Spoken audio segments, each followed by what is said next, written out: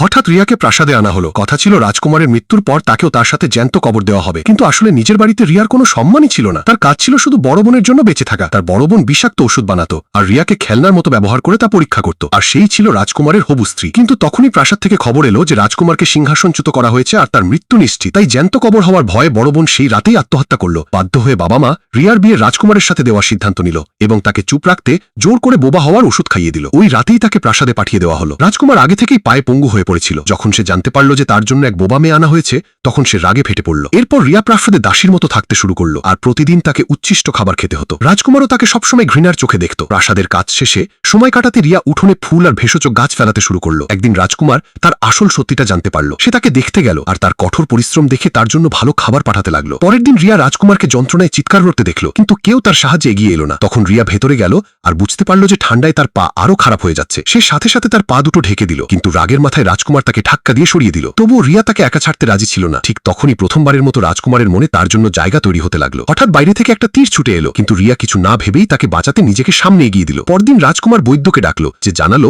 রিয়ার শরীরে আগে থেকেই 6 ধরনের বিষ রয়েছে আর তাকে বাঁচাতে বিশেষ ওষুধের দরকার। রাজকুমার সাথে সাথে তার সবচেয়ে দামি ওষুধটা তাকে দিয়ে দিল। জাদুকরীভাবে রিয়া বেঁচে গেল আর সে আবার কথা বলতে শুরু করলো। এবার রাজকুমার তার খেয়াল রাখতে লাগলো আর তখন থেকেই দুজনের মধ্যে ভালোবাসা বাড়তে শুরু করলো। একদিন রাজকুমার জানতে পারলো যে তার চিকিৎসার জন্য দরকারি দুটো দুর্লভ গাছ পাওয়া যাচ্ছে না। তখনই রিয়া জানালো যে ওই দুটো গাছ আগে থেকেই তার উঠোনে বড় হচ্ছে। সবাই তার বুদ্ধিমত্তা দেখে অবাক হয়ে গেল। চিকিৎসা শুরু হলো আর কয়েক মাসের মধ্যেই রাজকুমারের পা ঠিক হয়ে গেল। তাই রাজকুমার আবারও নিজের ক্ষমতা ফিরে পাওয়ার সিদ্ধান্ত নিল। সে জানতো যে এর পেছনে তার ভাইয়েরই হাত রয়েছে।